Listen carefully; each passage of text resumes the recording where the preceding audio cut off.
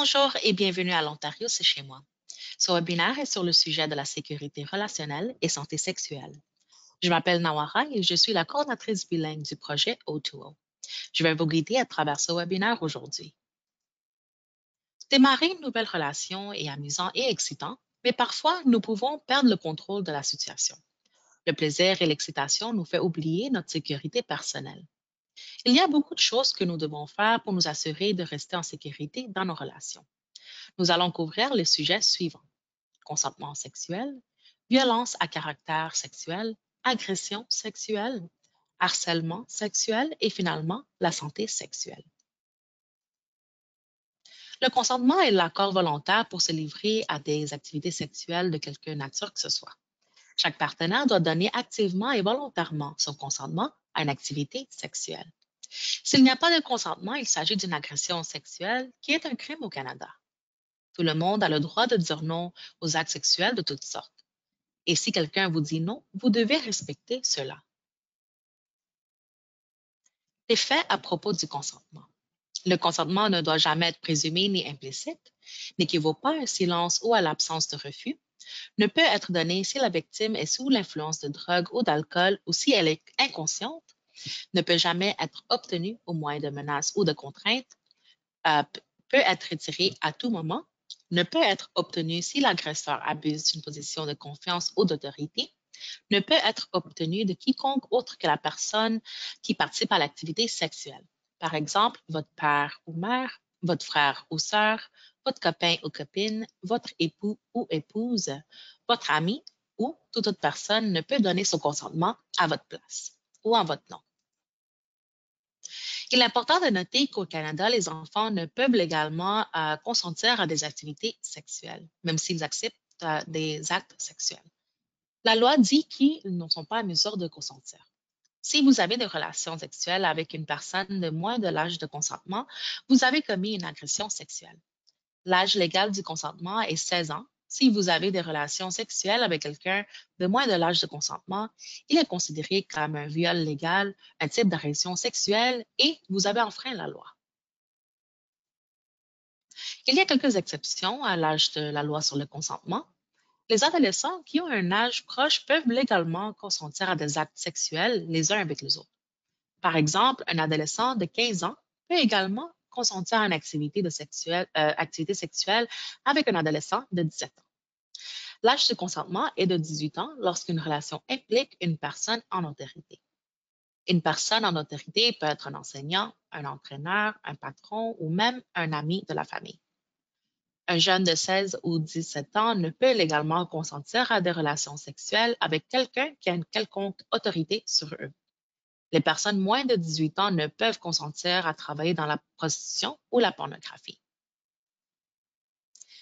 Si vous voulez vous engager dans une activité sexuelle, vous devriez le dire clairement à votre partenaire afin qu'il puisse être sûr que vous donnez votre consentement.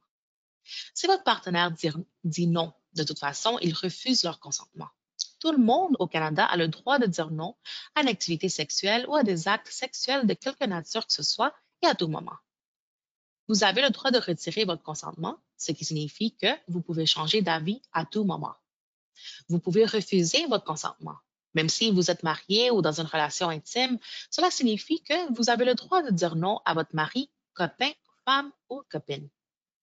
Vous ne pouvez pas consentir légalement si vous êtes en état d'ébriété ou inconscient, ce qui signifie que si quelqu'un a trop bu, il ne peut légalement consentir à des rapports sexuels. Vous ne pouvez pas être poussé ou contraint au consentement par des menaces ou par la peur. Nous avons tous la responsabilité d'écouter nos partenaires et de prêter attention à leurs désirs et à leurs besoins. Il est important de comprendre qu'au Canada, le silence ou ne pas résister n'est pas la même chose que consentir. En d'autres termes, ce n'est pas parce qu'une personne ne dit pas non qu'elle consent. Parfois, que les personnes qui sont mal à l'aise avec l'activité sexuelle peuvent geler ou peuvent avoir trop peur de résister. Il est important de s'assurer que votre partenaire sexuel veut vraiment s'engager dans une activité sexuelle. Même si vous pensez que c'est évident, vous devrez toujours demander pour vous assurer. C'est parfois appelé consentement positif ou consentement enthousiaste. La violence sexuelle est un terme général qui décrit toute violence physique ou psychologique exercée par des moyens sexuels ou en ciblant la sexualité. La violence sexuelle prend différentes formes et peut inclure, par exemple, l'abus sexuel, l'imagerie sexuelle dégradante, cyberharcèlement, le viol pendant un conflit armé, exposition indécente ou sexualisée, etc. La violence sexuelle traverse toutes les frontières sociales, touche des personnes de tous âges et de tous les milieux culturels et a des répercussions dévastatrices sur la vie des survivants et de leurs familles, ainsi que sur le bien-être de la société.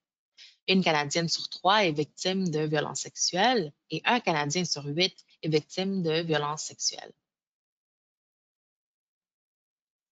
Forcer des actes sexuels de quelque nature que ce soit, y compris toucher ou embrasser sur une autre personne sans son consentement, est une agression sexuelle. Les études montrent que les agressions sexuelles sont commises par des hommes contre des femmes. Cependant, les hommes peuvent également être victimes d'agressions sexuelles et l'agression sexuelle peut également se produire entre les partenaires de même sexe. Quand la plupart des gens pensent à agression sexuelle, ils pensent au viol. Le viol n'est toutefois qu'un exemple d'agression sexuelle. L'agression sexuelle comprend toute activité sexuelle non désirée. Cela comprend les baisers, les attouchements et les rapports sexuels. Il comprend également la prise de photos, de vidéos nues ou subjectifs d'une personne sans son consentement. Si vous avez été agressé sexuellement, il existe de nombreuses façons d'obtenir de l'aide. Si vous êtes en danger ou vous avez besoin d'aide médicale, composez le 911. Appelez la ligne d'aide pour les femmes agressées pour obtenir de l'aide. Vous pouvez également dire à un ami, un conseiller ou un professionnel de la santé. La chose importante de se rappeler est de dire à quelqu'un parce que vous ne devrez pas traiter cette situation avec toute seule. Nous considérons habituellement le harcèlement sexuel comme quelque chose qui se produit en milieu de travail. Mais le harcèlement peut se produire n'importe où, surtout avec des personnes en position d'autorité. D'autres formes d'agression sexuelle, comme les commentaires sexuels, exiger constamment des activités sexuelles, commenter l'apparence d'une personne ou forcer quelqu'un à regarder des images sexuelles sont considérés comme l'harcèlement sexuel.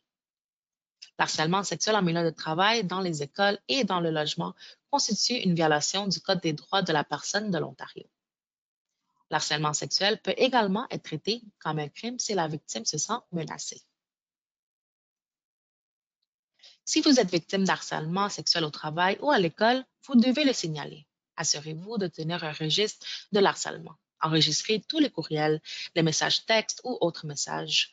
Prenez des notes sur l'harcèlement. Notez ce qui se passe et quand, et le nom des personnes qui font l'harcèlement et les témoins. Ensuite, signalez l'harcèlement aux autorités. Il pourrait s'agir de votre superviseur ou du service des ressources humaines. À l'école, vous pouvez le signaler à la sécurité du campus. Vous ne pouvez pas être discipliné pour avoir signalé le harcèlement et votre employeur doit enquêter sur l'incident. Le ministère du Travail de l'Ontario fournit de nombreuses ressources et des renseignements sur ce que vous devriez faire si vous rencontrez de harcèlement sexuel au travail. Votre lieu de travail devrait également avoir une politique de harcèlement et vous fournir l'information sur ce qu'il faut faire. Qu'est-ce que la santé sexuelle? Selon l'Organisation mondiale de la santé sexuelle est un état de bien-être physique, mental et social dans le domaine de la sexualité. Elle requiert une approche positive et respectueuse de la sexualité et de relations sexuelles, ainsi que la possibilité d'avoir des expériences sexuelles qui soient source de plaisir et sans risque, libres de toute coercition, discrimination ou violence. Nous devrions tous nous préoccuper de notre santé sexuelle et reproductive, même si nous ne sommes pas ou ne voulons pas être sexuellement actifs. Comprendre notre corps nous aidera à rester en bonne santé et en sécurité. Votre centre de santé du campus dispose d'informations et de services liés à la santé sexuelle. Cela comprend des informations sur la sexualité, le consentement, le sexe sans risque, la contraception, ainsi que des examens de santé et des tests. Parfois, il peut être difficile de parler de sexe et de santé sexuelle. Si vous n'êtes pas à l'aise de parler avec votre médecin ou au personnel du centre de santé du campus, vous pouvez visiter une clinique de santé sexuelle dans votre communauté locale. Il y a des cliniques partout en Ontario et elles sont gratuites et confidentielles. Les cliniques de santé sexuelle ont des infirmiers et infirmières, des médecins et des conseillers. Leurs services d'experts sont gratuits et confidentiels et comprennent l'éducation et le counseling. D'autres services incluent des tests de grossesse, un contrôle de naissance peu coûteux ou gratuit, des préservatifs gratuits et des tests pour les infections transmises par la sexualité et le VIH. Vous pouvez également obtenir des conseils sur l'un de ces problèmes, y compris l'agression sexuelle, la compréhension de votre sexualité, la façon de gérer un problème de santé sexuelle ou ce qu'il faut faire au sujet d'une grossesse non planifiée. Vous pouvez également trouver une clinique de santé sexuelle près de chez vous sur le site web de Santé sexuelle Ontario, sur le site web mentionné sur la diapositive. Le site dispose également d'un service de chat en ligne. Rappelez-vous que le consentement est l'accord pour se livrer à des activités sexuelles, que vous avez le droit de dire non et de changer d'avis. Le consentement doit être enthousiaste et positif. Les actes sexuels sans consentement sont des agressions sexuelles. L'attention sexuelle non désirée est le harcèlement sexuel. Et finalement, votre santé sexuelle est très importante. Parlons maintenant un peu à propos du projet à l'Ontario, c'est chez moi, autour. L'Immigration, Réfugiés et Citoyenneté Canada et le ministère des Services à l'enfance et des services sociaux et communautaires de l'Ontario financent le projet L'Ontario, c'est chez moi, afin de faciliter l'établissement des nouveaux arrivants en Ontario et de les aider à faire des choix plus éclairés. Costi Immigrant Services est un organisme multiculturel à vocation communautaire qui sert chaque année à plus de 39 000 clients dans ses 18 bureaux situés dans la région du Grand Toronto. Costi coordonne ce projet pour l'ensemble de l'Ontario. On est rendu à la fin de ce webinaire. Si vous avez des questions ou des préoccupations, n'hésitez pas à nous contacter par courriel ou par téléphone. Vous pouvez aussi visiter le site web de l'Ontario, c'est chez moi. Merci et bonne journée.